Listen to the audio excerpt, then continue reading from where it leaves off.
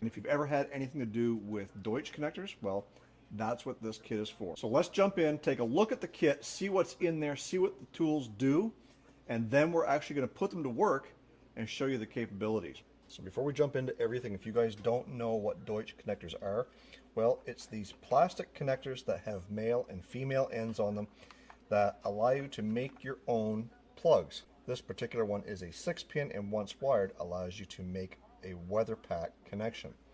Now, these are not specifically Deutsch connectors. These are kind of a knockoff. Same principle, but as you can see with this one here, I've wired up a 4-pin, and once everything is all together, you will be able to make a weather pack connector. It's weather pack on both ends as well as inside the plug here. But let's show you the tools that you're going to need to make these wires crimp into place to make these connectors. So in this kit, you get 2 crimping tools for crimping the insulated part of the wire, and then you've got 3 different crimping tools for crimping the actual wire to the connector. And the reason why there's 2 different insulated crimpers and 3 different connector crimpers is because it depends on the size of the wire. If you're using something very small, like 16, 18 gauge wire, or maybe you're using something a little bit thicker. So for demonstration purposes, we're going to be using this particular tool, which is the middle one that does 14 to 18 gauge wire. It also comes with a series of depinning tools. So again, depending on what you're working with and depending on the size wire will depend on what size depinning tool you'll use to do that. And when I say depinning, what I basically mean is being able to use this tool to reach in there and unpin a wire connector that you've actually already connected. And in this demonstration, we've got a couple of 18 gauge wires here that we're going to use to pin up this 2-pin connector. And we've got our male and female connectors that we're going to use for making this plug. So obviously those will fit inside one another. Now the whole point of being able to pin these properly, or the whole point of being able to crimp these properly, is knowing how much wire to strip off and knowing where to crimp. So if we take a look at the pin, you're going to have the actual male side or female side, depending on which one you're using. And then over here is the part that you're going to crimp for the actual wire itself. And then if you look over here on the ends, you've got a couple of spots that's going to grab a hold of the insulator to help hold this piece on to the actual wire itself. So that when you put this in, so you're only going to be stripping back about 1/4 of an inch of wire itself. That's going to go inside the actual connector. Let's see if I can get this up here for you guys. Just like so.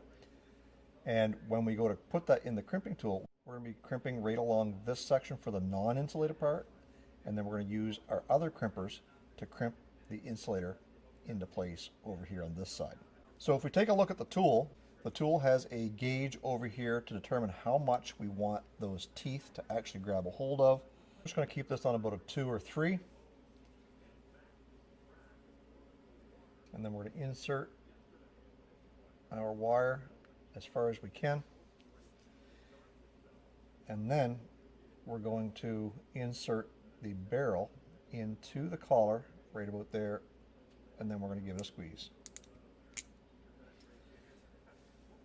And as you can tell, that leaves a nice neat crimp around the non-insulated portion. Then we're going to grab our crimpers for insulation, and as you can see on these, they have got a pointy end and a rounded end. So the rounded end is going to go on the bottom portion here, and you want the pointy end to match up with the actual tabs. Again, I don't know if you can see that. Let's do one and I'll show you, and then we'll show you again on the other ones. So in this particular case, we are using 18 gauge, so we're going to use the actual smaller setting right here where it says 20 to 18. So we're going to put the rounded end down and then the coiled end up. I'll see if I can do this so that you can see the actual crimp take place. As I squeeze, it rolls up, and then the little point points it back down. And when you're done, it looks like that. How cool is that? Now on this one here, we've actually got a button for a seal, which is just 2 round little dots. And that's what I think that this back piece here is for. That's what I've been using it for, because it just seems to round that up nice and even. And that gives us a good grab hold of that wire so it's not going to come apart.